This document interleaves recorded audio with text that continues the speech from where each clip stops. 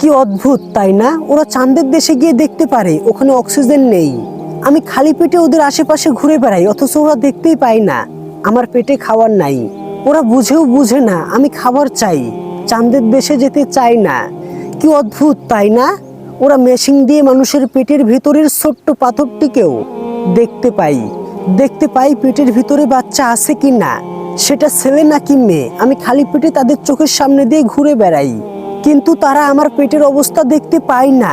অথচ আমার মুখ দেখলেই বোঝা যায় আমি 2 দিন ধরে খাই না। কি অদ্ভুত তাই না? ওরা পৃথিবীতে কখন কোথায় বৃষ্টি হবে তা যন্ত্রের সাহায্যে 2 দিন আগ থেকেই দেখতে পাই। অথচ তাদের সামনেই পেটের ক্ষুধায় আমার চোখ দিয়ে অঝরে পানি ঝরছে, কিন্তু তারা দেখতে পায় না। এদের যন্ত্রগুলো সবই দেখে, শুধু দেখে না আমি 2 দিন ধরে খাই না। কি অদ্ভুত তাই না? ওরা বাড়ির সামনের বাঁধা ছাগল, গরু, কুকুর দেখে বুঝতে পারে ওদের পেটে ক্ষুধা আছে। অথচ আমি বাড়ির আঙিনায় দাঁড়িয়ে বলছি, মাগো আমার পেটে ক্ষুধা আছে, দুটো খেতে দিবেন? মাফ করো বলে এড়িয়ে যাই। আমি যে ক্ষুধার্ত ওরা বুঝতেই পারে না বা চাই না। জন্তুগুলো না চেয়েও পায় আর আমি চেয়েও পাই না। কি অদ্ভুত তাই না?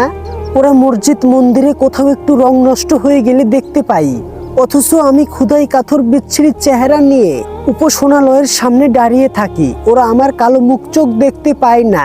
ইট পাথরের স্থাপনাগুলোতে মানুষ সেবা পাই, আমি মানুষ হয়েও পাই না। কি অদ্ভুত তাই না? আমাদের সমাজের একটু উচ্চবিত্তদেরকে সতর্ক হতে হবে, সাবধান হতে হবে, অসহায় মানুষদেরকে সাহায্য করতে হবে। আমরা যদি অসহায় মানুষদেরকে 2-4 টাকা করে সাহায্য না করি, তাহলে তারা কি করে খেয়ে বেঁচে থাকবে?